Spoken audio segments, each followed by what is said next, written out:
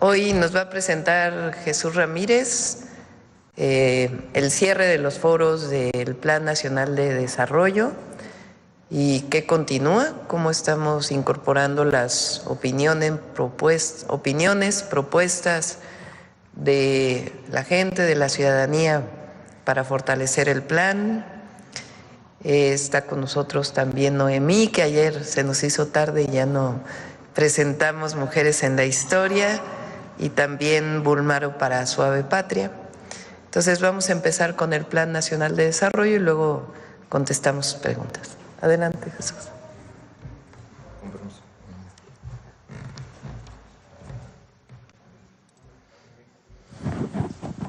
Sí, buenos días, Presidenta. Buen día a todos, compañeros periodistas y quienes nos siguen en las redes sociales. Pues se cumplió el plazo de la participación ciudadana para la integración del Plan Nacional de Desarrollo, como lo indica la Constitución, y solo vamos a recordar brevemente qué es este proceso del Plan Nacional de Desarrollo, que es la guía del gobierno para cumplir sus compromisos, para establecer, digamos, las soluciones a los problemas, las preocupaciones, reivindicaciones y aspiraciones del pueblo mexicano a lo largo de estos 6 años y la forma en cómo se va a ejecutar el gasto. Esa es, digamos, la integración Plan Nacional de Desarrollo. Adelante, por favor. Entonces, decir que hay un sistema nacional de planeación democrática que ordena el artículo 26, y de tal manera que al programa de gobierno, al proyecto de nación que en un inicio defendió la presidenta cuando fue candidata y los compromisos que adquirió, se integra, digamos, los 14 repúblicas, que son los 14 temas que incluyen sus propuestas, los 100 compromisos que se presentaron al inicio, el primer día de la administración, y pues a todo esto se suma, con la participación de la ciudadanía, las propuestas que van a fortalecer y enriquecer el Plan Nacional de Desarrollo. Entonces, durante el 6 de enero al 19 de enero se llevaron a cabo la mayor parte de los foros de consulta en los 32 entidades. En ellas participaron organizaciones obreras, campesinas, de la sociedad civil, pueblos originarios, instituciones académicas, investigadores, organismos empresariales, jóvenes, mujeres, personas adultas mayores, personas con discapacidad y, bueno, pues todos estos foros organizados por todas las dependencias del gobierno federal para lograr que se llevaran a cabo en las 32 entidades. Entonces, bajo la coordinación de la Presidencia de la República, ahí se va a redactar, una vez recogidas las propuestas de que sean, ahorita vamos a informar cuántas, ya ayer terminamos la recopilación de las propuestas, tanto en línea como en los foros, y el número resultó muy interesante. Y bueno, después de que se recuperen estas propuestas, se integrará un documento, digamos un documento primero que, digamos, tiene una parte de principios ideológica de lo que es el proyecto de nación, los principios que guían la acción del gobierno, junto con las acciones que va a llevar a cabo para atender los compromisos, para atender las reivindicaciones y para cumplir con la Constitución. Y una tercera parte del documento es, digamos, propiamente el aterrizaje técnico, presupuestal de cada una de las dependencias, de cómo se va a atender los temas nacionales.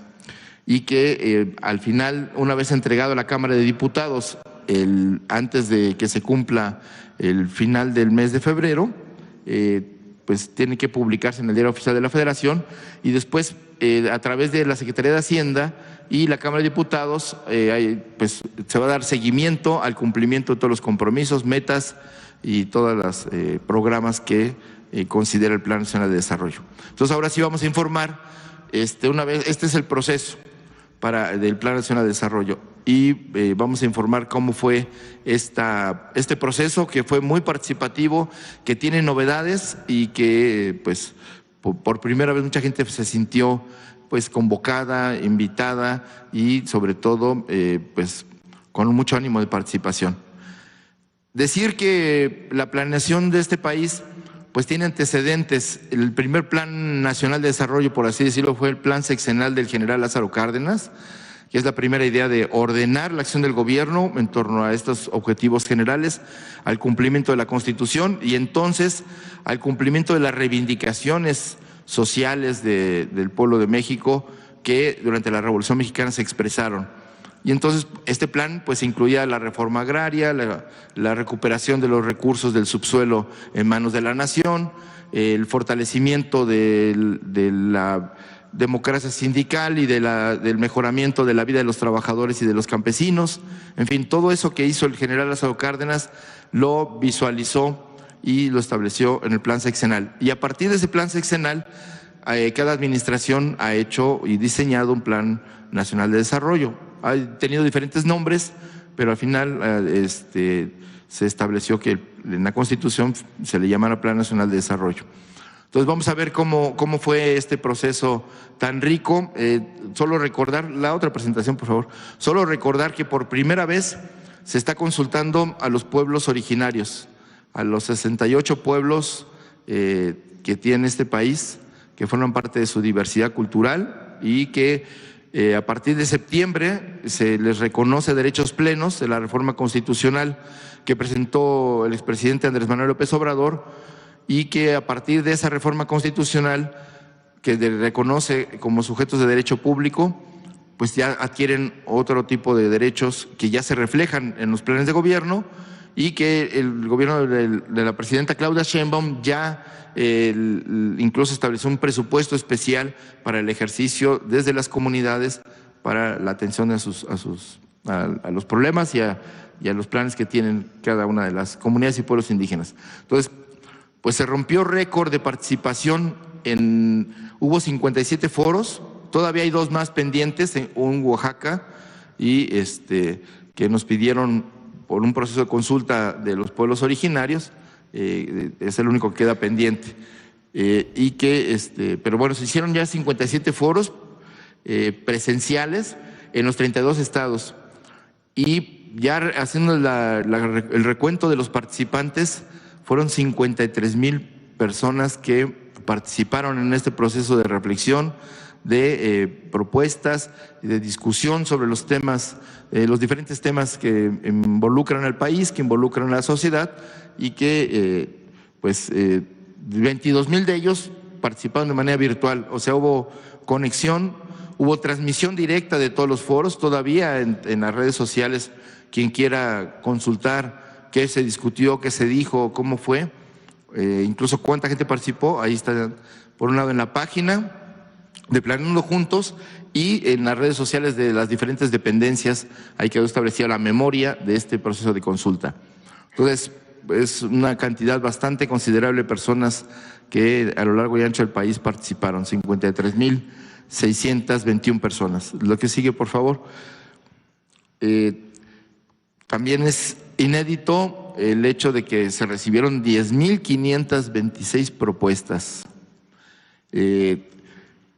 Dicho sea de paso, en cada uno de los foros, de los 47 foros que se hicieron, hubo participación, mesas especiales para los temas de los pueblos originarios, para el tema de los derechos de las mujeres, de la igualdad sustantiva y el tema de la tecnología, porque era un tema transversal, pero también temas como las personas con discapacidad se incluyeron en todos los foros bueno, no en todos los foros, pero en casi todos los foros hubo participación sobre estos temas. Entonces, de las 10,526 propuestas, pues están incluidas en los ejes generales del Plan Nacional de Desarrollo, que es gobernanza con justicia y participación ciudadana, desarrollo con bienestar y humanismo, economía moral y trabajo y desarrollo sustentable, así como lo que decía de los ejes transversales que atraviesan todas las políticas públicas. Lo que sigue, por favor.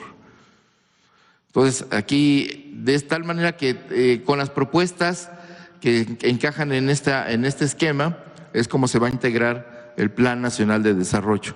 Entonces, un agradecimiento pues a los ciudadanos que participaron, a las organizaciones que elaboraron, a los académicos que hicieron su trabajo de pues hacer propuestas, pensar, hacer diagnósticos y sobre todo a las dependencias que pues se abocaron a organizar con la participación y ayuda de los gobiernos locales, de los 32 estados. Los gobiernos se involucraron en la participación y la organización de estos foros de consulta. Y bueno, pues esto es lo que podemos informar de manera muy puntual. Muchas gracias a todos los que participaron y tengan la plena conciencia y sobre todo pues la certeza de que sus propuestas están siendo tomadas en cuenta, están siendo sistematizadas. Son muchas, hay unas muy elaboradas y hay otras que son propuestas mucho más sencillas, pero que pues encajan en el plan general. Y de tal manera que podemos decir que el Plan Nacional de Desarrollo pues está siendo elaborado con la participación desde todos los sectores del país. Gracias. Gracias. Noemí, ¿quieres de una vez presentar? Gracias, con permiso, presidente. Adelante. Muy buenos días a todas y todos. Vamos a continuar con la identidad gráfica de este año 2025, año de la mujer indígena, y en esta oportunidad, en la sección de Mujeres en la Historia, recordaremos al pueblo mixteco, al pueblo de la lluvia, a través de la figura de Ñuñú, conocida también como la señora Seis Mono, quien desde pequeña fue educada para liderar el señorío de Jaltepec, en el actual estado de Oaxaca. Es una mujer que no dudó en defender a su pueblo ante el expansionismo de un señor de la guerra llamado Ocho Venado. Es una historia muy interesante y bueno, vamos a remontarnos al actual Oaxaca. Por favor.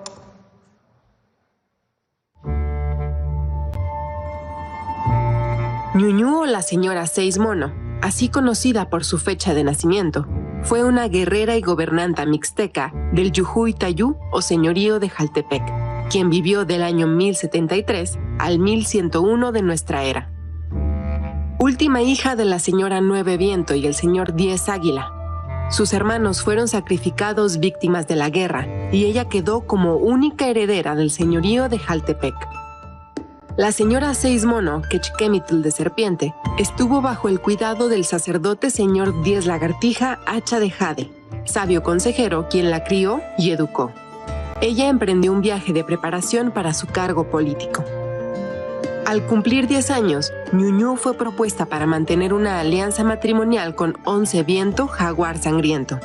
En los años que siguieron, la señora Seis Mono se dedicó a preparar su boda. Como parte del rito prenupcial, los novios se bañaron en el río. La boda se consumó cuando Ñuñú tenía 16 años. Pero antes, en su camino con la comitiva nupcial rumbo a la casa de su prometido, la señora Seis Mono se sintió amenazada por los mensajeros Seis Lagartija y Dos Lagarto. Interrumpió el viaje de su casamiento y fue a consultar a la señora Nueve Hierba, quien le aconsejó iniciar la guerra y le entregó un escudo atravesado por una flecha ensangrentada. Ñuñú combatió y tomó prisioneros que sacrificó frente al cerro de Jaltepec. En honor a sus hazañas militares, dejó de ser Quechquemitl de Serpiente y pasó a ser Quechquemitl de Guerra, nuevo sobrenombre con el que se casó con Once Viento Jaguar Sangriento. Se sabe que la señora Seis Mono inició una campaña de guerra para defender su territorio contra el poderoso señor Ocho Venado que buscaba expandir su señorío. Una muestra de que las mujeres también han empuñado las armas para defender a su pueblo y enfrentar a los poderes de su época. La historia de la señora Seis Mono es parte de la memoria del pueblo mixteco Ñuu Sabi, pueblo de la lluvia, y parte de la memoria de todas y todos los mexicanos. Quedó registrada en el Códice Añute o Selden, un manuscrito pictográfico y plegable que mide alrededor de 4 metros y fue parte de un documento más extenso, uno de los 6 códices mixtecos que no fueron destruidos con la conquista. Así es, la cápsula que hoy presentamos rescata la vida de esta mujer mixteca, así como el contexto en el que vivió y las tradiciones y costumbres de uno de los pueblos emblemáticos de nuestra historia. La vida de la señora Seis Mono fue registrada en este códice Añute, el cual fue adquirido por el anticuario John Selden y después donado a la Universidad de Oxford en Inglaterra en el siglo XVII. Las 20 páginas que comprenden este documento relatan el origen mítico de Jaltepec y da cuenta de sus dinastías, de las alianzas políticas, así como de las guerras de la región, pero finalmente queremos recuperar la historia de esta mujer, de la señora Seis Mono, que nos permite conocer que los aportes de la historia que los aportes de las mujeres en nuestra historia responden a las necesidades del contexto en el que vivieron. Por ejemplo, como lo mencionamos en la primera cápsula de esta identidad gráfica, la Reina Roja pues destaca en este esplendor de Palenque. Tecuichpo pues fue precursora también de la emancipación de los indígenas, y ahora Ñuñú, la señora Mono, Seis Mono, nos recuerda que sin importar la época, la adversidad, las mujeres no han dudado en defender a su gente, en defender a sus pueblos. Ñuñú es testimonio de la fuerza y la valentía y la sabiduría de las mujeres que a lo largo de la historia han sido fundamentales y pilares fundamentales en la defensa y la resistencia de sus comunidades. Muy buen día a todas y a todos. Muchas gracias. ¿Cuánto, presidente? Muy bien, vamos adelante. Acá. Presidenta, buenos días.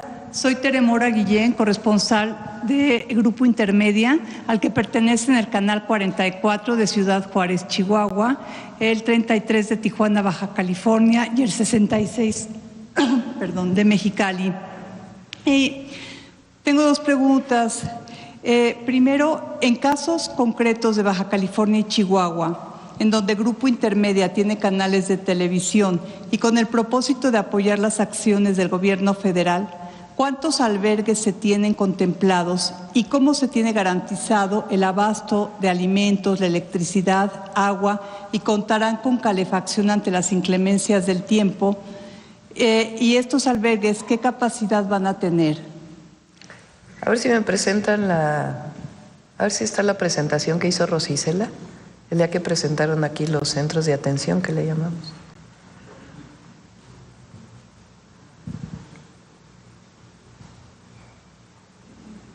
Sí, ahora si quieres lo presentamos. Muchas gracias. Para que se vea gráficamente.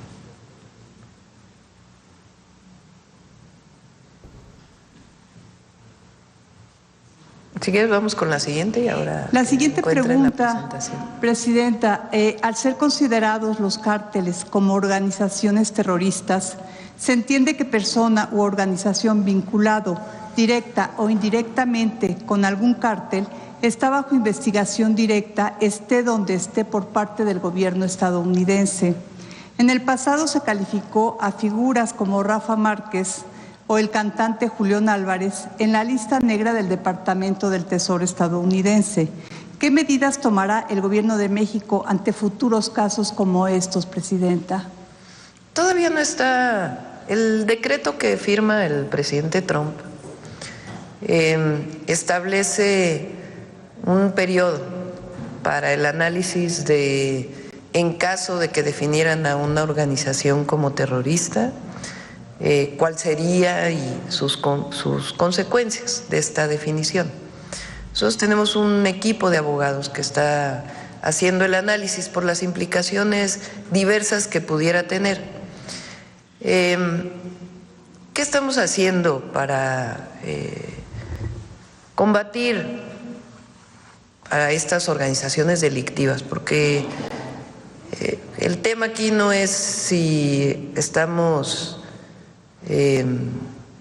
si ayuda, vamos a ponerlo así, la definición de organizaciones terroristas más allá de la propia definición a combatir a estas organizaciones. Esa es, digamos, la pregunta.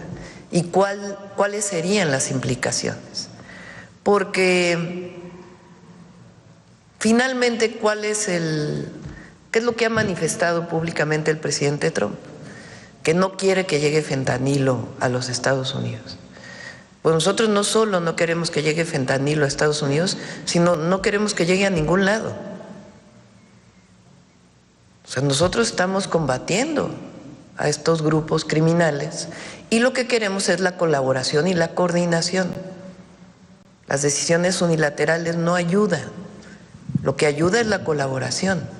Entonces, lo que estamos haciendo es un análisis jurídico de qué implicaciones tendría para pues, diversas organizaciones que no están vinculadas y que pudieran con esta decisión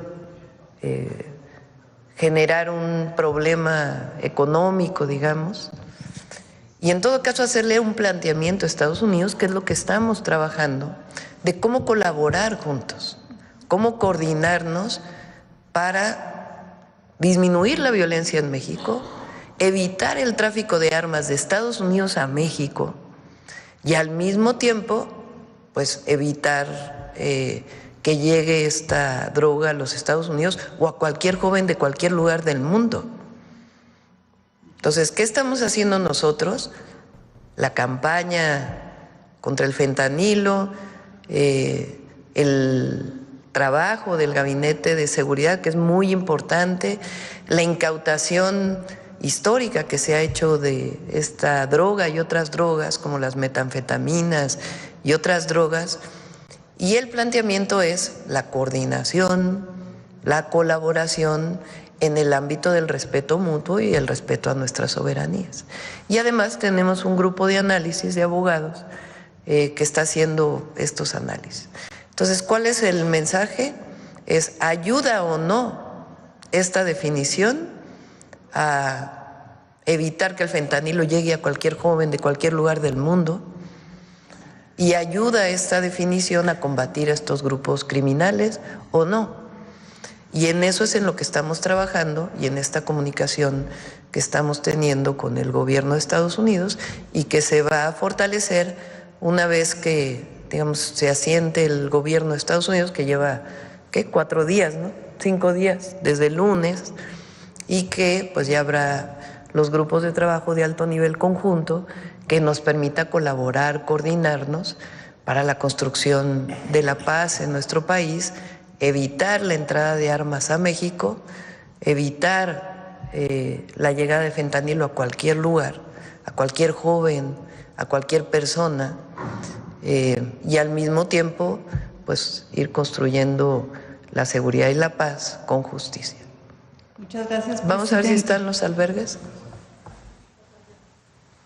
Nada más el mapa, que por cierto ahí estaba mal puesto Mexicali y Tijuana. Ahí está. En Baja California son 2 centros de atención que tienen en algunos lugares más espacios para albergues, o sea, porque albergues que te quedas ahí, ¿no? Y el objetivo no es que permanezcan ahí mucho tiempo las familias, depende de ellos, es voluntario o la persona, sino que los podamos trasladar ya con un empleo y todos los apoyos que se están dando a su lugar de origen o a donde ellos decidan. Entonces son 2 en Baja California, Tijuana y Mexicali, 1 en Nogales, Sonora, 1 en Ciudad Juárez, 1 en Nueva Rosita, en Coahuila, 1 en El Carmen, Nuevo León, y 3 en Tamaulipas, Matamoros, Reynosa, Nuevo Laredo. Hay personal de las distintas secretarías, se están montando estos centros de atención, esperemos que estén listos este fin de semana, y el lunes ya también incluso podemos presentarlos aquí, podemos mostrarlos, y la idea es que quien decida regresar de manera voluntaria o que por alguna razón sea deportado, podamos recibirlo con este programa que se llama México te abraza. Muchas gracias, Presidenta. Perdón, una última pregunta para Jesús Ramírez. En estos foros en los que ha participado la ciudadanía, Jesús, para el próximo Plan Nacional de Desarrollo, ¿cuáles son los rubros por los que más interés ha mostrado la ciudadanía, Jesús, al participar?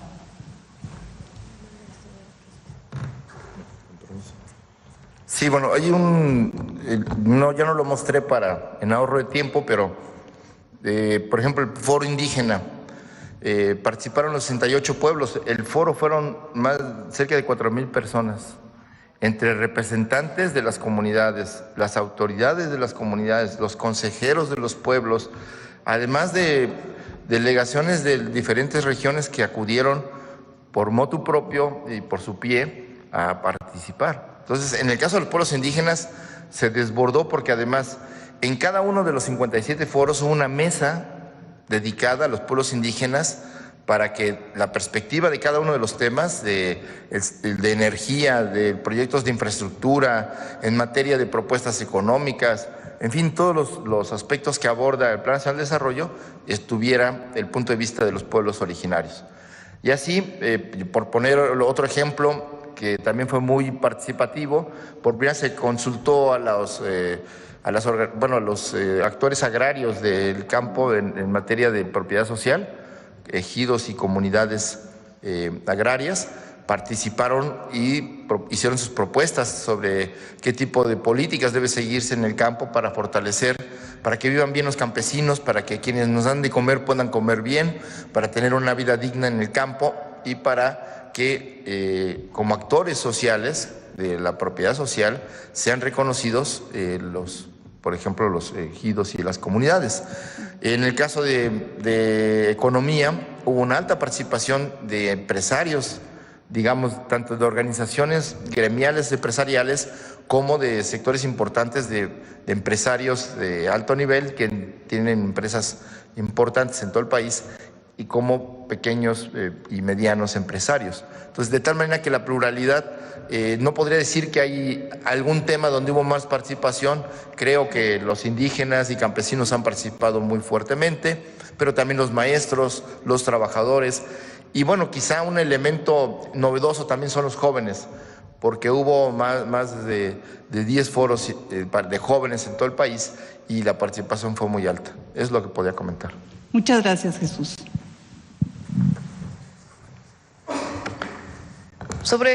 Me quedé con sobre este tema que preguntaste de catalogar a algún grupo criminal como terrorista.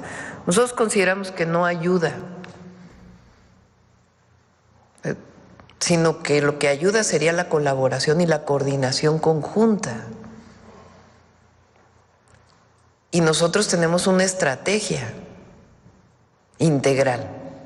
Y en esa estrategia integral puede haber colaboración y coordinación. Ahora, es importante también lo que hemos estado manifestando.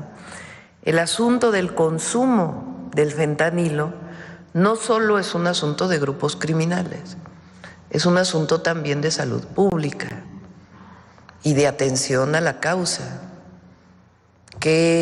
¿Por qué hay consumo de fentanilo en los Estados Unidos y no aquí, en los niveles? Y ahí lo hemos manifestado. Aquí hay un apoyo familiar, cosa que no ocurre de la misma manera en Estados Unidos. Y además nosotros hemos hecho esta campaña, a ver si la ponemos, Pau, otra vez, la campaña que está hoy en medios de comunicación y en muchos lugares.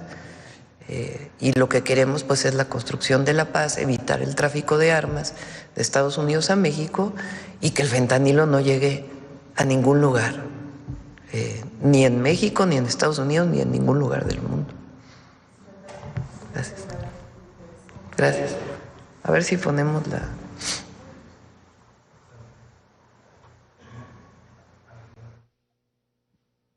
El fentanilo te mata y lo ponen en otras drogas para engancharte.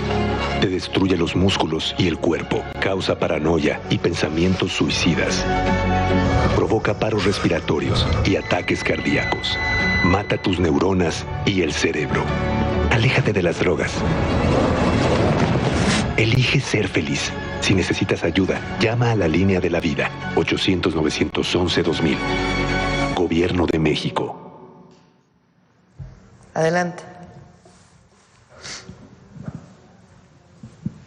Muchas gracias, Presidenta. Buenos días. Luis Ángel Marín, de la cadena Radio Resultados. Sobre el tema, primero, preguntarle a Jesús, hablaba Jesús de pues que el foro del tema de las comunidades indígenas y afromexicanas había sido los más concurridos. Preguntarle si las propuestas, ¿hay alguna que hable acerca de el respeto a las tradiciones, a los dialectos, a las lenguas, pero sin dejar de que haya progreso en las comunidades. No sé si hubo un tema que tenga que ver con eso, sería mi primera pregunta. Esta idea de que el progreso va en contra o por encima, vamos a ponerlo así, de las comunidades indígenas, nosotros no estamos de acuerdo con ellos. Esta idea de hace mucho tiempo de que el progreso tenía que ver con dejar de ser una comunidad originaria. Y no, pues nosotros hablamos de progreso con justicia. Y la justicia tiene que ver con la recuperación, el reconocimiento de los pueblos originarios y de los pueblos indígenas. ¿Qué sería? No seríamos lo que somos como país si no fuera por las culturas originarias. Entonces, cuando hay una obra en algún lugar, ¿qué es lo que se hace? Una consulta. Ayer comentábamos que uno de las experiencias muy reveladoras de cómo la Cuarta Transformación trabaja de una manera distinta es la presa del Zapotillo, en Jalisco. Es una presa que estuvo la obra abandonada durante mucho tiempo y que era importante para llevar agua a la zona metropolitana de Guadalajara y a las comunidades cercanas. ¿Qué se hacía antes? Pues con la represión se movía a las comunidades, muchas de ellas que iban a ser inundadas por una presa. ¿Qué se hizo ahora? Se trabajó con las comunidades, se logró una innovación tecnológica en la cortina de una presa que hoy tiene ventanas para evitar las inundaciones. Se logró un plan de justicia con todas las comunidades, reconociendo su origen, sus necesidades, su cultura, todo. Entonces, esta visión de que el progreso va por encima de las comunidades es una visión muy antigua con la que no estamos de acuerdo. Muchas gracias, Presidenta. No sé si quieres agregar algo. Gracias. Sí, nada más abonando lo que dice la Presidenta, que creo me parece importante. Hay quienes piensan que defender el maíz, que defender las culturas, defender las formas de vestir o los textiles, las aportaciones estéticas de los pueblos, la visión de los pueblos, su lengua, son elementos del pasado. Yo creo que hay que pensar que la modernidad tiene que ver también con la historia y con el origen cultural de los pueblos, y que la modernidad es justo reconocer ese origen y potenciarlo hacia el futuro, pues a través de las nuevas tecnologías, a través del respeto y el reconocimiento de los derechos plenos de los pueblos. Y un elemento central que sí estuvo presente en ese foro fue la defensa y protección de los diferentes maíces nativos de México, no solo como un grano que dio origen a las civilizaciones, que permitió la sobrevivencia y la resistencia de los pueblos, sino como un elemento de alimento para el pueblo de México que, libre de transgénicos, garantiza pues que pueda consumirse de manera segura para alimentar a la gente. Entonces, esos son, junto con la idea del ejercicio presupuestal que van a hacer los pueblos por primera vez en la historia, en 500 años, los pueblos originarios ahora van a tener un presupuesto propio, y eso fue parte del debate, cómo lo garantizar, cómo las autoridades indígenas le van a poner el ejemplo a las autoridades formales de nivel municipal, estatal y federal en el ejercicio democrático de un presupuesto que será vigilado por las asambleas de cada pueblo.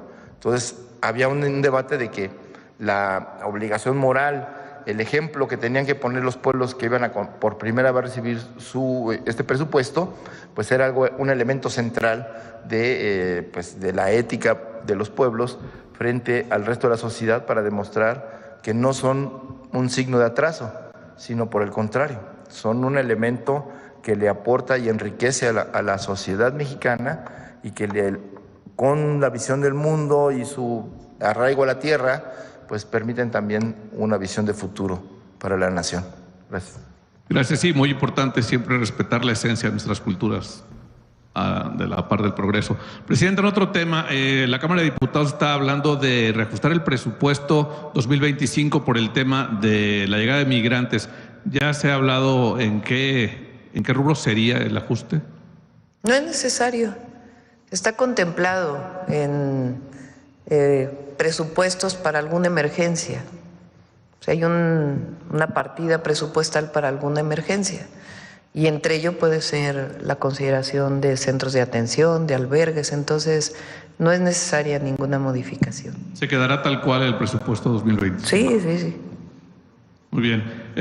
Presidente, en otro tema pues relacionado con lo que ha pasado con Donald Trump, hay reacciones a nivel mundial. En el foro de Davos, ayer el Ministerio de China hablaba de lo complicado que sería una guerra comercial. Decían que nadie gana en una guerra comercial.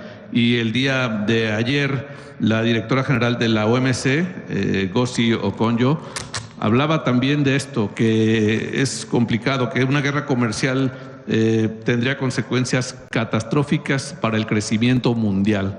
¿Cuál sería su comentario al respecto? Pues yo no veo una guerra comercial. Bueno, esto en referencia a lo que pretende Donald Trump con Canadá, con México, con China también. Bueno, ayer habló de otra manera de México, por cierto. Sí, ya cambió un poco, afortunadamente, el tema. Ahí habló de eso, gracias. Sí. Bueno, el presidente Trump tiene su visión del uso de los aranceles, tanto económica como frente a una negociación con un país. En el caso de México, lo que hay pues es colaboración, cooperación, coordinación, con respeto a nuestras soberanías en todos los temas, en el tema de migración que les interesa a ellos, y además nosotros tenemos una estrategia desde que entramos al gobierno, que es un avance, una continuación con algunas cosas nuevas de la estrategia de migración que siguió el presidente Andrés Manuel López Obrador, siempre con acuerdos con Estados Unidos, en su momento con el presidente Trump en su primer periodo, después con el presidente Biden, y ahora nosotros en este diálogo pues con los acuerdos que tengan que tomarse, y además nuestra propia definición en el tema de seguridad, también la coordinación, la colaboración en el marco de nuestras soberanías, pero siempre buscando pues los objetivos comunes en el marco de cada uno, y nuestra visión de que la atención a las causas es fundamental, además de disminuir la impunidad en esta estrategia de 4 ejes. Y en el tema comercial, pues como lo he dicho, el decreto que él firma en este tema en particular con México plantea pues que inicie la revisión del tratado, que tiene su revisión en el 2026. Entonces, por eso creo que ha sido bueno el planteamiento que hemos hecho de que veamos las cosas con calma y que tengamos esta comunicación estrecha con el gobierno de Estados Unidos, que cada vez será pues más establecida de manera, digamos, institucional, formal, con la nueva administración, y que se está dando y que se va a seguir dando. Ayer el Wall Street Journal publicaba algo acerca de que Trump estaba presionando con los aranceles porque quería adelantar las negociaciones del TEMEC. No sé, ¿usted tiene algún comentario sobre esto? ¿México estaría preparado para sentarse a negociar en caso de que se adelante? Y si también esto es posible dentro de lo establecido ya en el TEMEC, Presidenta. Muchas gracias. Pues está para el 2026 y el decreto que firmó el presidente Trump lo ratifica.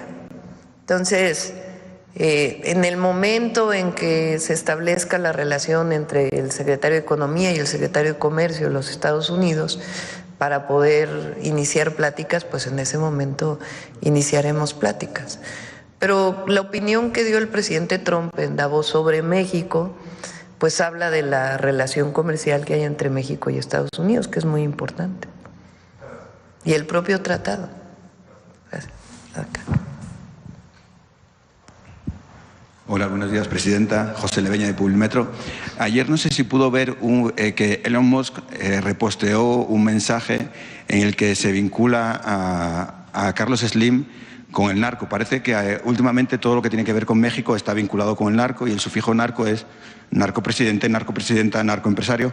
Me gustaría saber su opinión sobre esto que está pasando, de que se vale todo en redes sociales y se hacen acusaciones al aire y esto puede repercutir también en el valor de las empresas en México. Primero, es falso. No hay ninguna investigación contra el empresario Carlos Slim o sus empresas. Entonces, ¿de dónde sacan eso?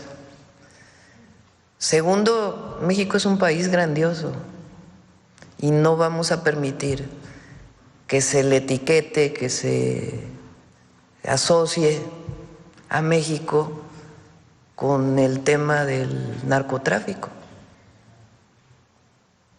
como han querido ponerlo en muchas de las series. Entonces, estamos avanzando en la estrategia de seguridad, pero México es un país grandioso. Somos una potencia cultural.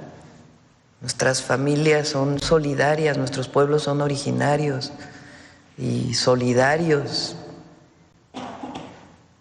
Se recupera la grandeza de México. Y por eso este himno migrante me gustó mucho, porque es el legado de grandeza lo que tenemos. Pues México además es la 12ª economía del mundo. Aquí se produce una gran cantidad de vehículos, se produce desde la producción primaria hasta los servicios. Ayer presentó Josefina que aumentó casi en 8% el turismo en el cierre del 2024 frente al año anterior. Y muchos de los que vienen a México son ciudadanos estadounidenses que vienen a gozar de la grandeza de nuestro país, de sus playas. En la Ciudad de México ha aumentado muchísimo el turismo. Entonces, México es un país grandioso y tenemos que estar muy orgullosos. Y este asunto de que en una red social se ponga una palomita, un corazón a algo que es falso, pues no ayuda. Entonces, y aquí también hay muy buenos empresarios en México y empresarias que invierten todos los días en nuestro país.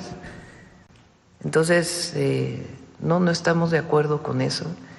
Y la defensa de México siempre, de quienes somos, y además, repetimos, es falso, tan es falso, pues que no hay ninguna investigación en ningún lugar del mundo.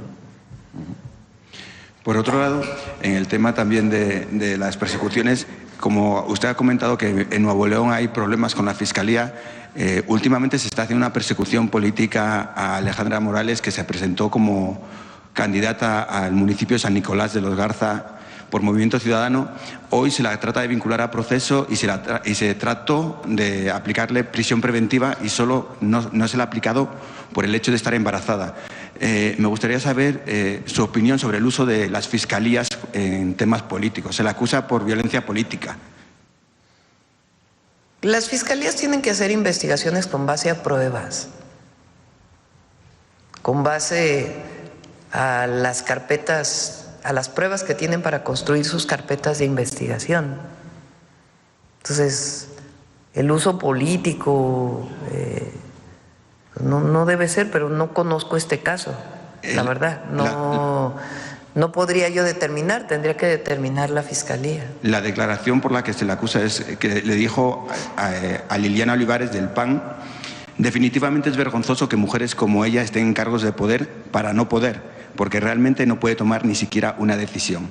Y por eso es que se le está vinculando a proceso. No. Si este es el caso, pues no estoy de acuerdo. Okay. No, las fiscalías tienen que actuar con pruebas y no políticamente. Eso. Y ya por último, ayer, previo a los 100 días de gobierno de Clara Brugada, se entregaron los primeros apoyos a los varones, de 60 a 64 años. Usted lo prometió el 1 de octubre, habló que se iba a aplicar. ¿Cuándo se va a extender al resto del país? Porque estoy seguro que muchos varones están deseando? Bueno, a ver, el programa, y así lo defiendo yo, es para mujeres. Los estados pueden, por supuesto, dar la parte que le corresponde a los varones. ¿Y por qué? Las mujeres hemos estado vinculadas a los cuidados. No porque deba ser así, siempre lo aclaro. Tenemos que colaborar en el cuidado del hogar, en el cuidado de los hijos, la pareja, porque hay distintas parejas, pero en particular en la pareja hombre-mujer, pues tienen que colaborar los dos en el hogar. Esta idea de catalogar, de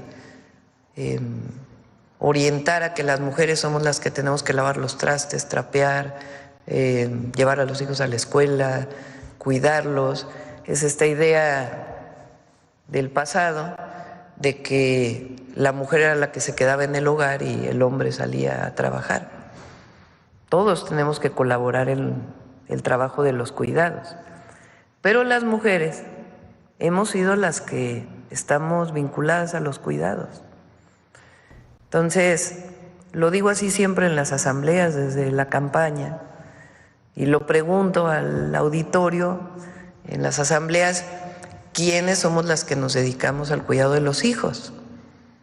Y unánimemente varones y mujeres dicen las mujeres.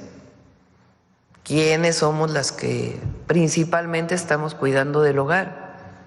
Las mujeres. ¿Quiénes somos las que, de broma siempre digo, cuidamos hasta los maridos? Sí, porque es algo que parece que esa es la tarea que se nos ha dado y la hemos desarrollado, repito, no porque sea correcta, pero así ha sido. Entonces, el apoyo que estamos dando, el apoyo de Mujeres Bienestar de 60 a 64, tiene que ver con el reconocimiento de ese trabajo, porque es un trabajo no remunerado, es un trabajo que muchas veces está asociado a dobles o triples jornadas para la mujer, y entonces es un reconocimiento a ese trabajo que hemos hecho las mujeres. Y además permite que las mujeres tengan un apoyo económico que a veces no tienen, porque esperan que la pareja le dé el recurso para poder tener sus propios gastos. Y en este caso, aunque es poco recurso, pues es para ellas, para que ellas decidan en qué lo utilizan directamente. Entonces es parte de este sistema de cuidados que estamos desarrollando, que tiene que ver también con los CESIs de los que hemos hablado, para que las mujeres puedan trabajar y puedan dejar a sus hijos en un lugar seguro, educativo, de cuidados. Entonces, a nivel nacional va a ser para las mujeres. En el caso de la Ciudad de México, Clara tomó la decisión de que fuera universal. También en Tabasco, el gobernador May también está impulsando esto, y nosotros por lo pronto lo vamos a dejar para las mujeres. Acá.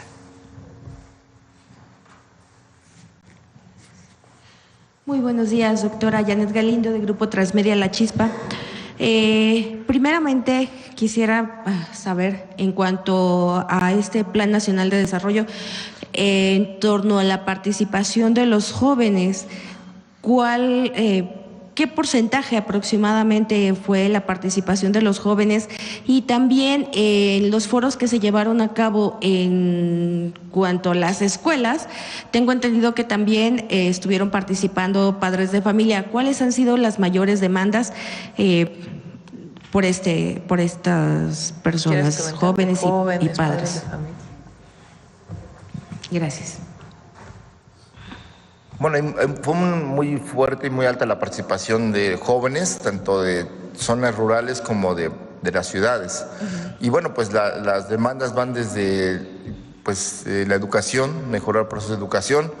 Se habló mucho del tema de la construcción de la paz, del tema de adicciones, que es un tema que preocupa porque pues las nuevas sustancias o las formas en las que las nuevas drogas están entrando a las escuelas, pero también a los procesos de trabajo, pues están afectando ya a pues, sectores del campo como de la ciudad. Y al mismo tiempo, bueno, pues hay demandas de promover mayor acercamiento a la cultura, contra el centralismo cultural que luego las capitales de los estados tienen, de acercar la cultura a todas las regiones, de también tomar en cuenta pues, lo que se hace, el trabajo, la creatividad de los jóvenes que no tienen forma de darse a conocer más allá de las redes, entonces también buscar formas de promoción cultural, de formación y de exposición de sus trabajos. Más o menos, y temas de deporte que pues apertura más de espacios públicos, de lograr que haya una infraestructura pues suficiente para hacer deporte, para poder también convivir y hacer de los espacios públicos y deportivos pues espacios donde se promueva la salud, el buen vivir y la comida sana. En algún momento dado, en cuanto a la recuperación de la cultura, y se ha pedido recuperación también en las escuelas de lenguas maternas, de lenguas indígenas también. Bueno, en el caso de los pueblos originarios, ya hay una universidad de los pueblos y de las lenguas, está el INALI que promueve, digamos, el conocimiento y digamos, la publicación de diccionarios y del conocimiento de la lengua, la promoción de la misma. Pero por supuesto que una preocupación de los pueblos es que la lengua materna se habla desde niños, porque hay pueblos que han perdido la lengua por resultado del racismo, del colonialismo interno, donde se castigaba a quien hablaba una lengua distinta al castellano. Entonces, ahora vivimos fenómenos muy distintos, por ejemplo, de personas de la comunidad maya que hablan maya, pero hablan inglés, pero no hablan castellano. Entonces, producto de las migraciones. Entonces, ya hay fenómenos que sí, hay una petición de que se promueva la educación desde la primaria con lengua, y que también en la universidad pues una de las opciones de aprendizaje de la lengua no sea solo el inglés, sino una lengua originaria. Entonces, sí hay esta reflexión y estas propuestas para fortalecer las lenguas maternas originarias de México. Ok, muchísimas gracias, Presidenta. Pues en otro tema, ayer el Comité de Evaluación del Poder Judicial de la Federación informó que no acatará el fallo del Tribunal Electoral, y así también está pidiendo pues la intervención de la Suprema Corte de Justicia. Nos gustaría saber su opinión en torno a este tema, doctora. Presidenta, perdón. Doctora. Bueno, sí. Claudia. Doctora, presidenta.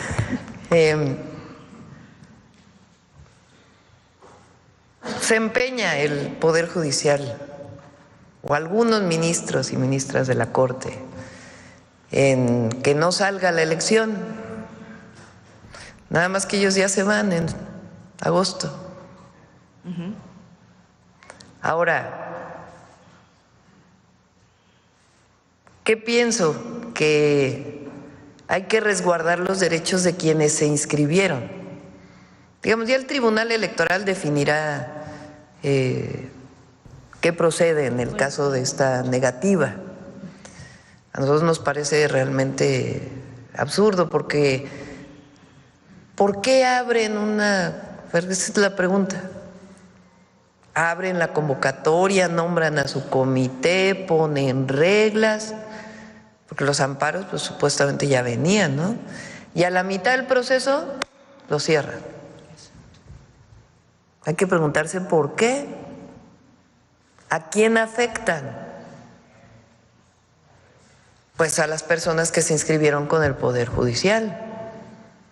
¿Qué pretenden? ¿Que no siga el proceso? Eso no va a ocurrir. Entonces el Tribunal Electoral, la Sala Superior, tiene que determinar qué hacer para resguardar los derechos de las personas que se inscribieron con el Poder Judicial, dado que el Poder Judicial se niega a seguir con su proceso. Puede dividir, por ejemplo, entre los otros dos comités por decir algo, una hipótesis, para la evaluación de las personas que se inscribieron ahí. Pero el Tribunal Electoral tiene que determinar las sanciones a la Corte y al mismo tiempo resguardar los derechos para que después no digan que el proceso tiene problemas porque no se resguardaron los derechos de los que se inscribieron con el Poder Judicial. Ahora, el 1 de junio va a haber elección. Eso lo determinó el pueblo de México, ya está en la Constitución. Hoy leía uno de estos comentócratas que decía, para que se mejore la relación con Estados Unidos, que yo no veo que esté mala la relación, para que se mejore la relación, que se suspenda la elección al Poder Judicial. Como, ¿y qué tiene que ver las peras con las manzanas? Entonces, va a haber elección porque está en la Constitución, porque así lo decidió el pueblo de México. Y porque va muy bien el comité del Poder Ejecutivo, que por cierto, a las 3 mujeres del comité del Poder Ejecutivo, todo mi reconocimiento, porque, como les había dicho, el doctor Quijano tuvo un problema de salud, recientemente tuvo un problema de salud también, no grave, el doctor Saldívar, y las 3 mujeres siguen ahí trabajando. Entonces, todo mi reconocimiento porque han hecho un trabajo extraordinario y ellas ya van a determinar, ellos y ellas, quiénes van a quedar el 31 de enero. El Poder Legislativo también va avanzando muy bien. El Poder Judicial, pues que el tribunal diga, porque quedan pocos días, de una vez que resuelva qué va a ocurrir para salvaguardar los derechos de quienes se inscribieron en el Poder Judicial y luego no digan que tiene problemas todo el proceso porque no se resguardaron los derechos. Entonces, que resuelva y a lo mejor los otros 2 comités pueden ayudar. Y ya sobre los ministros y ministra de la Corte que no quieren, pues digo, ya, lo bueno es que ya en agosto ya deja su espacio para que entre un nuevo Poder Judicial elegido por el pueblo de México. Muchísimas gracias. Y en otro tema, no sé si nos pudiera comentar o profundizar un poquito más sobre la llamada que tuvo ayer con el presidente de Brasil, con Lula da Silva. ¿Cuáles fueron los temas de mayor trascendencia? Muchísimas Hablamos gracias. Él hizo la llamada y agradezco mucho. El presidente Lula es pues un hombre extraordinario que es un símbolo no solamente de Brasil y la lucha progresista, sino también de América Latina. Entonces hablamos de la situación actual, se solidarizó con las y los mexicanos que viven en Estados Unidos, a lo cual le agradecí, y platicamos un poco de cómo veíamos la CELAC. La CELAC es pues una unión de todos los países de América Latina y el Caribe que toma decisiones por consenso. En marzo deja la presidenta Xiomara la presidencia y entra el presidente Petro, de cómo fortalecer esta organización, nuestra solidaridad con Panamá. Hablamos de varios de estos temas y también de temas bilaterales, educativos, culturales, de la relación con Brasil. Me invitó a que asistiera a Brasil, le dije que pues ya le agradecía muchísimo y ya lo veríamos, y también pues evidentemente la invitación a que pudiera venir el presidente Lula, pero ya lo iremos viendo. Gracias.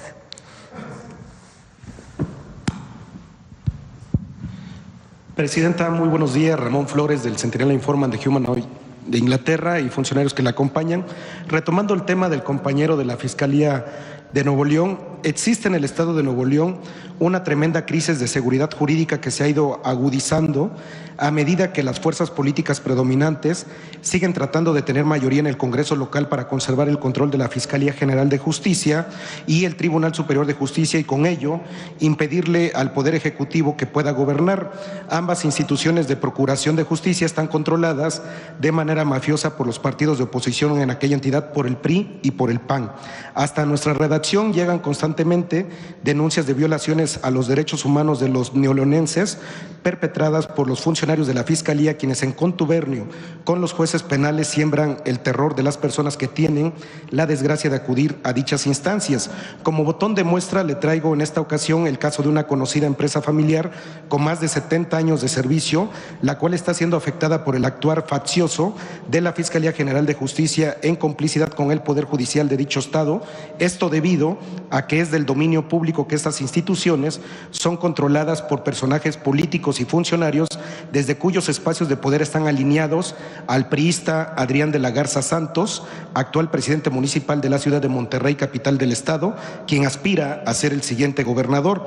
Es del conocimiento por parte del Foro de Abogados que este personaje político, Adrián de la Garza Santos, es quien controla y dirige estas instituciones de justicia al grado de despojar a familias neoleonesas de sus bienes, quien usa a su hermano Filiberto de la Garza Santos y a su sobrino Filiberto de la Garza, ambos de profesión abogados, quienes fabricando delitos en perjuicio de ciudadanos de dicha localidad con el apoyo y contubernio de los titulares de tales instituciones para así lograr su cometido.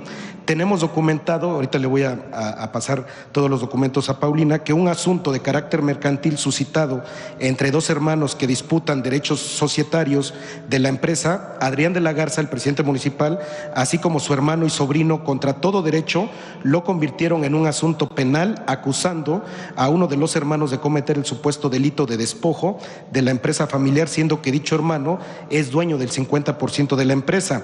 El mecanismo que usan para apropiarse de grandes cantidades de dinero, propiedades y valores consiste en presentar denuncias y de inmediato decretan el aseguramiento de los bienes.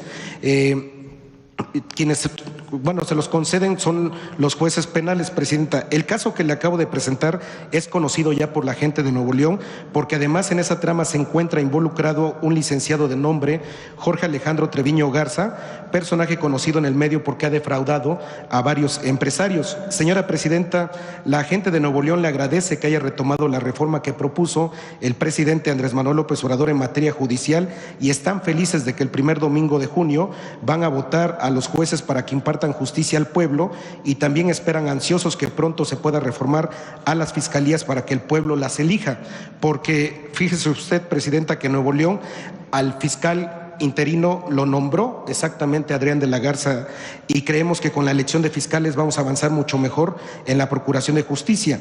Este sentir de inseguridad jurídica lo resienten también muchos empresarios que tienen la mala suerte de tener simpatías por otras corrientes políticas o ideológicas porque tienen intereses opuestos al grupo dominante de Adrián de la Garza. Señora Presidenta, ¿qué opina de lo que está pasando en el estado de Nuevo León en estas dos instituciones, entre la Fiscalía y el Tribunal Superior de Justicia? Cuando estuve recientemente en Nuevo León, dije en mi discurso, acostumbro decir lo mismo, que no tendría por qué politizarse un asunto de seguridad y justicia, más allá de las denuncias que haces, que en todo caso se tienen que analizar. No ha podido ser nombrado un fiscal, entonces hay un fiscal interino y hay muy poca coordinación entre la Fiscalía y la Fuerza Civil de Nuevo León. ¿En qué se traduce eso? Pues que han aumentado los homicidios.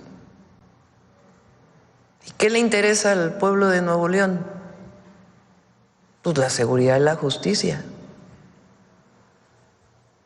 Entonces debería de haber coordinación para garantizar la seguridad y la justicia, más allá de la disputa política que hay en Nuevo León, que en todo caso es a la decide la gente, por quién vota en su momento en la elección.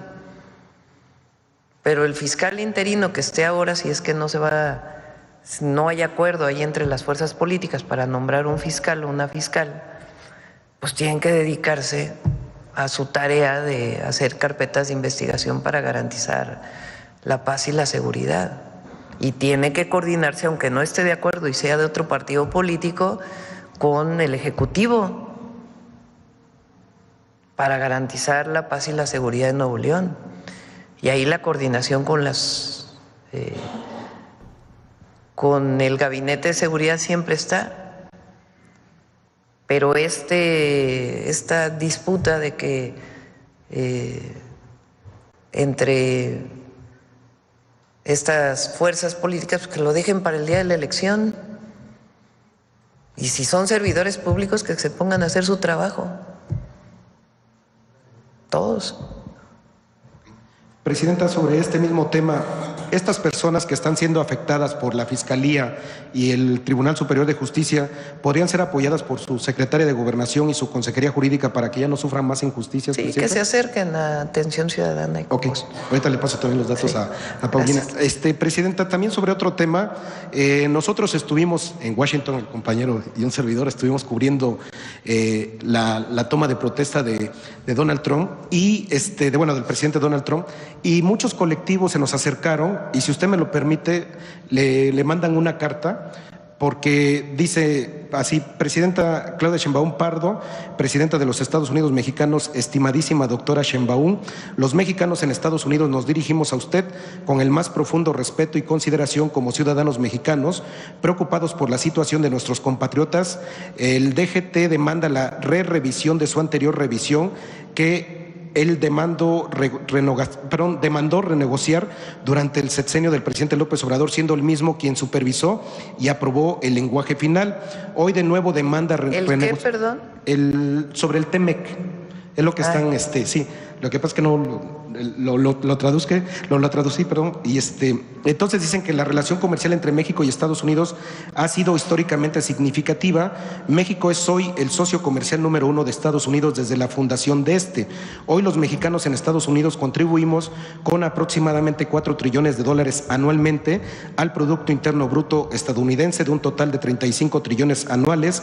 Además, las remesas que se envían a México alcanzan hoy los $73 billones, y hoy es solo una parte de nuestra participación a la economía mexicana. La carta es un poco extensa, pero nada más me voy a enfocar en la pregunta que los migrantes le quieren realizar a usted, Presidenta, porque están muy preocupados por las deportaciones, ¿no?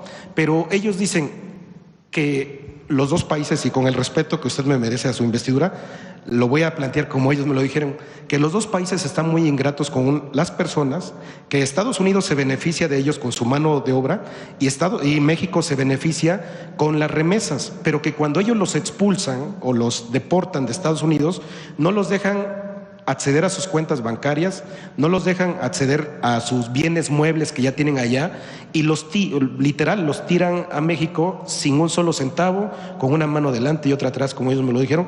Dice, ¿qué pueden hacer sus funcionarios, Presidenta, para que se sientan a dialogar con los funcionarios de Estados Unidos y les digan que por lo menos, pues si ya los deportaron, que les den acceso a sus cuentas bancarias y que les den permiso, o que las cosas que ellos tienen en sus viviendas, que las puedan tener en sus manos? ¿Qué les podría decir a los hermanos migrantes? Pues tienen razón, migrantes? son de ellos.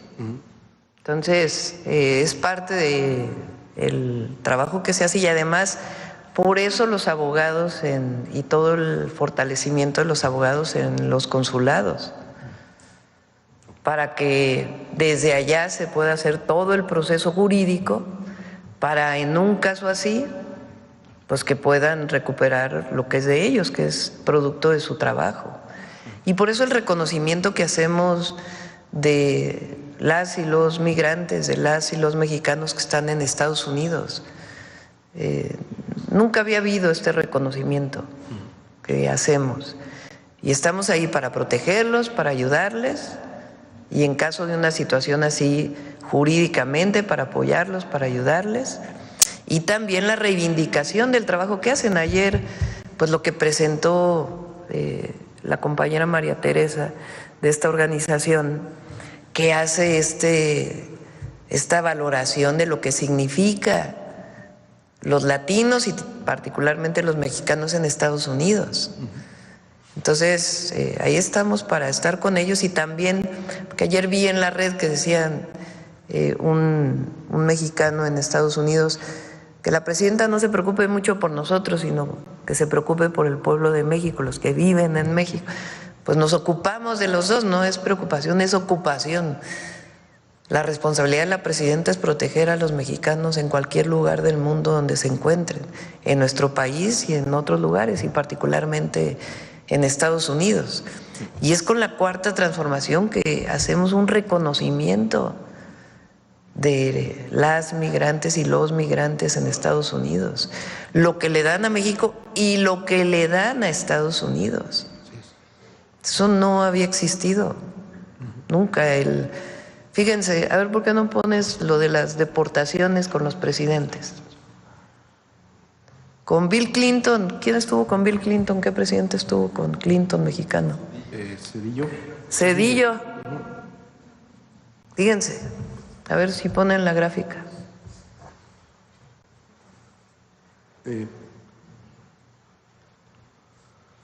Demócrata. Sí.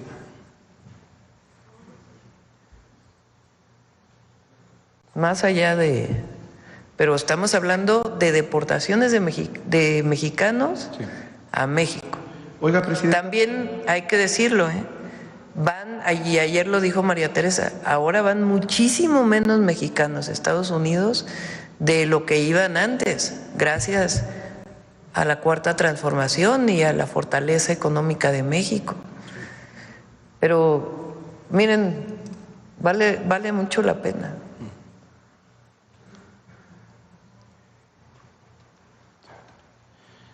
Presidenta, mientras está la imagen, me dejaría enseñarle una imagen de la Casa Blanca que está publicando en estos momentos, donde están criminalizando prácticamente a nuestros hermanos migrantes mexicanos y son menores de edad. ¿Me permite acercarle para que lo vemos ahorita, ¿sí? Si quiere. Okay. Ahorita le pido. Sí, porque están encadenados de manos y de pies y son menores de edad. Por eso hay que ver de qué se trata, porque. Pero es de la Casa Blanca. Hay que ver ahorita de qué se trata. Okay. Ahorita lo revisamos. Sí. Sí.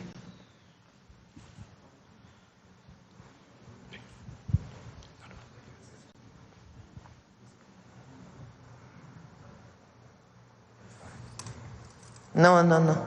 Es la de los presidentes. Viene con todos los presidentes el número de deportaciones. Ahorita lo revisamos. Sí. Muchas gracias, presidenta. Gracias. Sí.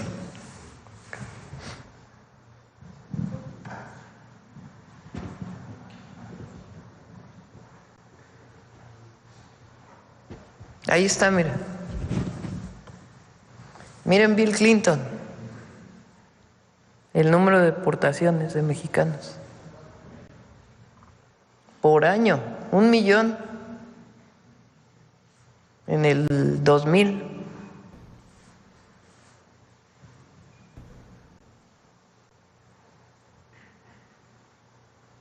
Son 181,000 de los números más bajos. Porque ya no llegan más y además solo la comparación, que es importante. ¿Qué dijo Cedillo entonces de los mexicanos? Llegan 2,000 diarios. 2,000 diarios. Entonces es muy fácil también para los partidos de oposición. Trataron de firmar un desplegado con todos los partidos en la Cámara de Diputados. Se negó el PAN y el PRI a firmar con los otros partidos. Ellos sacaron sus propios comunicados, pero el otro día les dije que les iba a enseñar algo. Se los voy a enseñar. A ver, pongan el libro.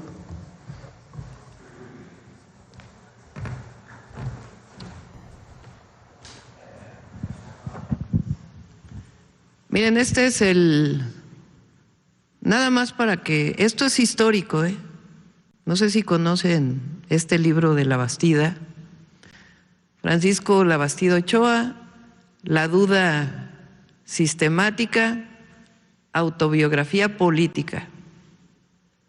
Epílogo de Luis Rubio. Al final de la jornada electoral, página, a ver qué página es. 218, a ver si corresponde, porque es fíjense, durante esas horas finales hubo mucha tensión al final de la jornada electoral, 2000 estamos hablando, ¿no? La elección de Fox. Me enteré de que el presidente Zedillo estaba grabando un mensaje. Le hablé y no me tomó la llamada. Líbano Sáenz sí me llamó, en parte para conocer cómo iba todo y en parte para disfrazar lo que Zedillo planeaba hacer. Cuando estaba iniciando mi discurso, la transmisión se interrumpió para pasar el mensaje del presidente Zedillo. Como resulta lógico, he reflexionado mucho sobre los hechos. Para los jóvenes, Francisco Labastida era el candidato del PRI a la presidencia de la República en el año 2000.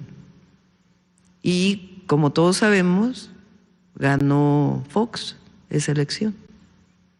La primera vez que el PRI no ganaba la presidencia y que ganaba el PAN. Como resulta lógico, he reflexionado mucho sobre los hechos que se dieron ese día, como de interrumpir mi intervención cuando estaba dando el mensaje Labastida entre el mensaje de Zedillo. Y me pregunto, ¿fue casual que Zedillo me entregara el partido quebrado financieramente? También dudo de que fuera fortuita la falta de solidaridad al negarse que se difundieran desde mi campaña los logros económicos de su gobierno. No, bueno, sigue después, ¿verdad? Y sus instrucciones a los gobernadores para que torpedearan mis giras. ¿Qué lo motivó a Zedillo para, de acuerdo con este libro, boicotear de alguna manera la campaña de Labastida? ¿Qué lo motivó?, se pregunta Labastida en su libro. La razón principal podría ser esta. Cuando el gobierno de Estados Unidos le hizo a México el préstamo de $40,000 millones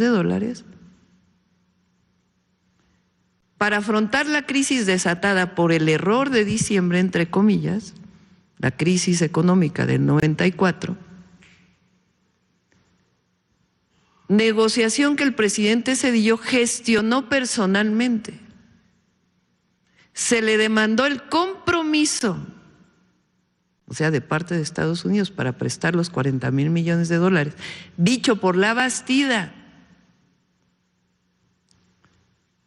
que el presidente Zedillo gestionó personalmente. Se le demandó el compromiso de propiciar la transición democrática y que para ello el PRI dejara de gobernar. La ciudadanía así lo quería y él entregara la presidencia a la oposición. No sé si lo conocía. O sea, en este libro, Labastida dice que hubo una negociación entre Estados Unidos, no dice quién, y Zedillo, de manera personal, para que a cambio del préstamo de los $40,000 millones para sortear la crisis del 94, el PRI entregara la presidencia. Por eso les digo que sí han cambiado las cosas. Nosotros defendemos la soberanía en coordinación, colaboración, y va a salir bien, pero siempre en la defensa de la democracia. Para todos aquellos que hablan de autoritarismo, la oposición. De la democracia. ¿Qué es la democracia? El gobierno del pueblo, Hay cosas que son básicas de principios. El gobierno del pueblo, por el pueblo y para el pueblo, la defensa de la democracia y la soberanía. Y lo digo por quiénes son los que hablan desde el principio de que se catalogara a los grupos criminales, de que entrara a Estados Unidos.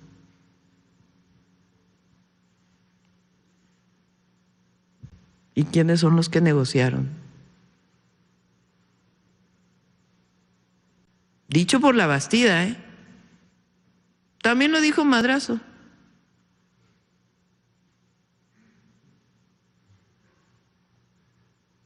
Se negoció alternancia con Estados Unidos. Roberto Madrazo, 2015.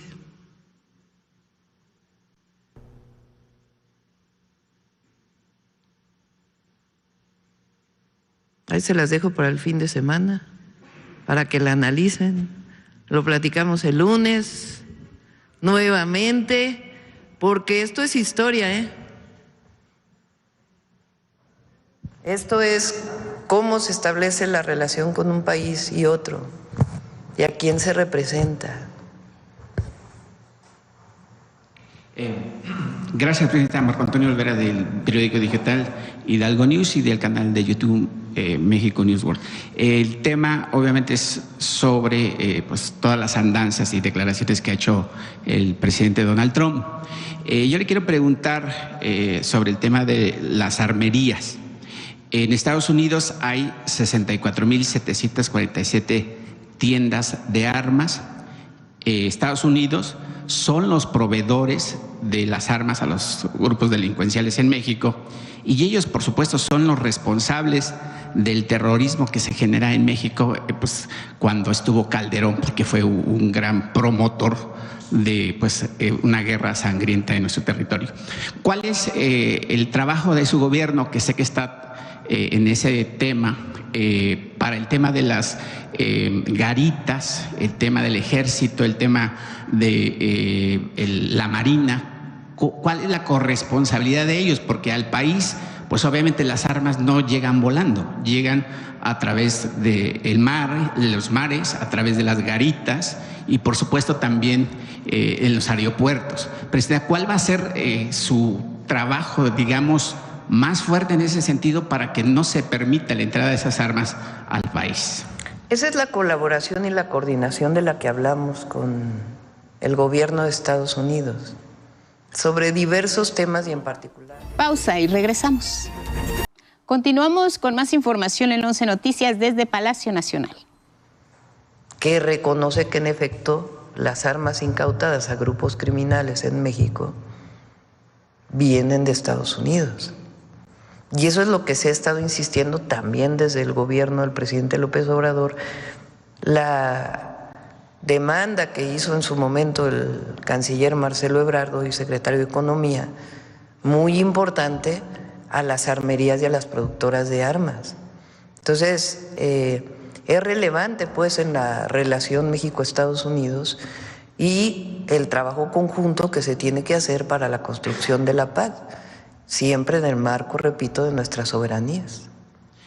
Además de ese convenio, digamos, o ese diálogo abierto de tú a tú de la presidencia que usted encabeza y obviamente Donald Trump, ¿cómo defenderá a México el hecho de que ya no, o sea, nos pueden decir, sí, ya no van a mandar armas, pero al final del día, pues los grupos delincuenciales y obviamente los grupos fácticos, pues hacen hasta lo imposible por cumplir? Que por más que la oposición diga lo que diga, es fundamental, porque nosotros no queremos lo que diga, es fundamental, porque nosotros no queremos que ningún joven mexicano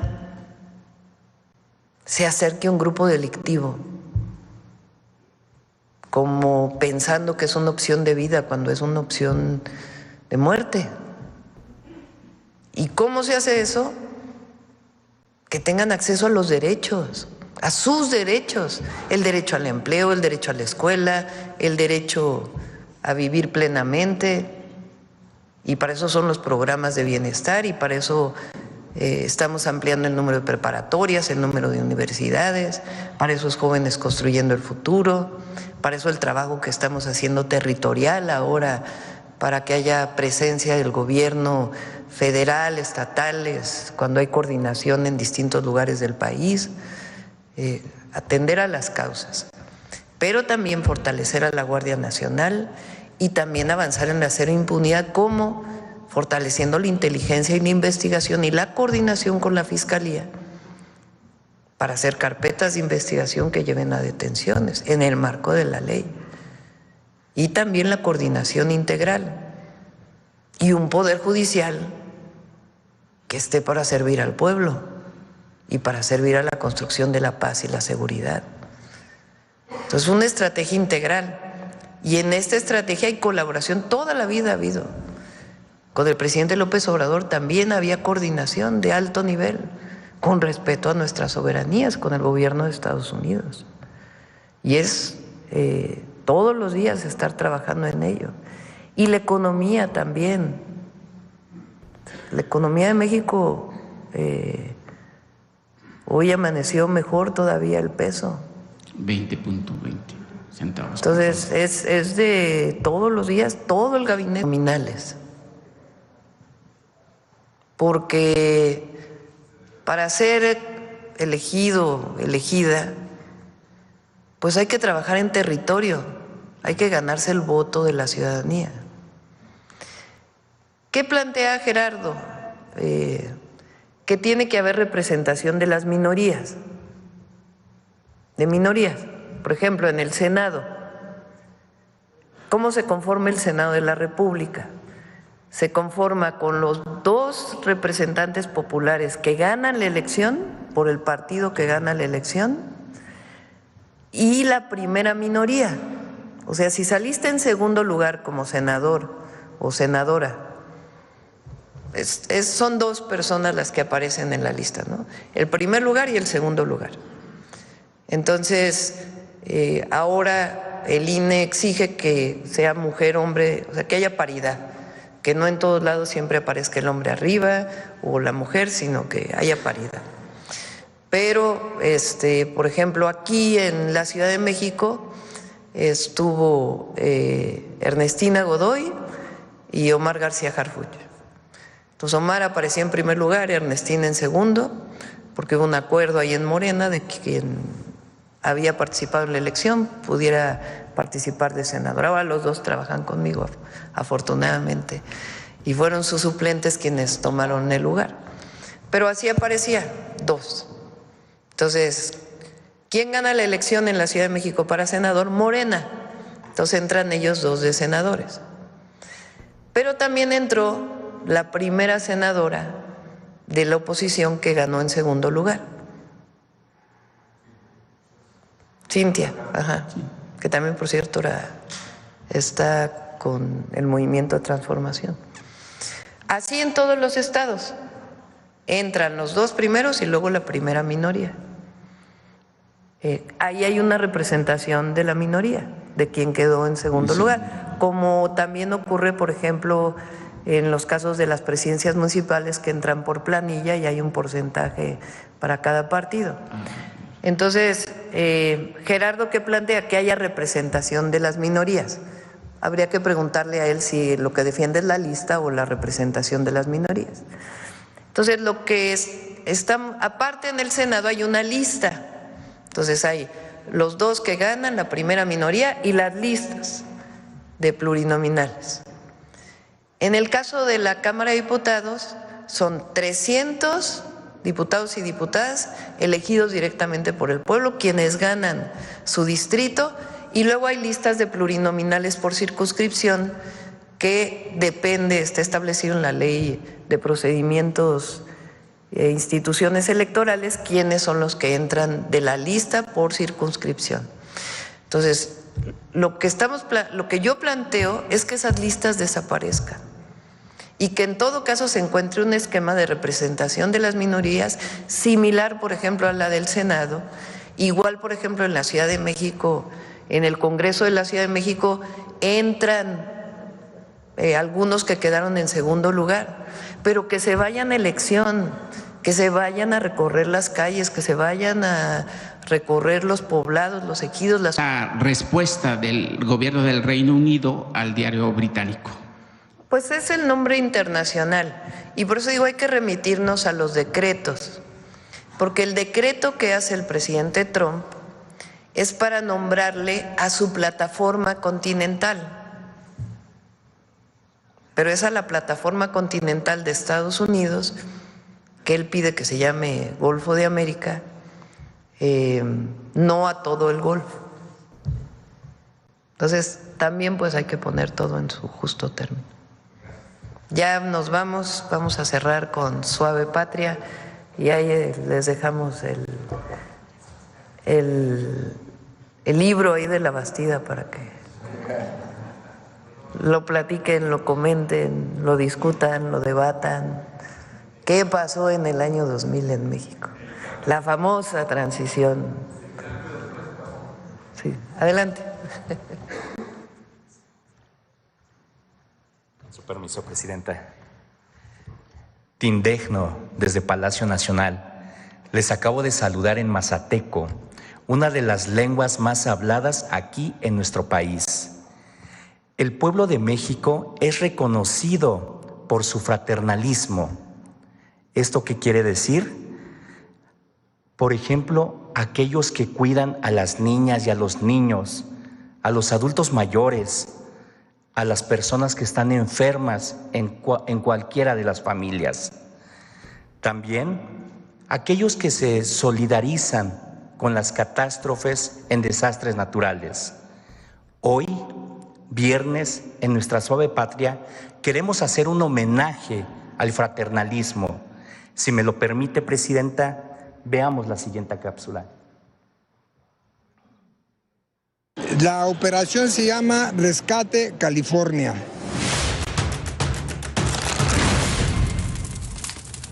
Héctor Méndez, presidente, fundador de Topos Azteca. Vamos a continuar nuestra labor que acabamos de concluir hace un mes en Valencia, España, y continuamos hacia California. Pasamos del problema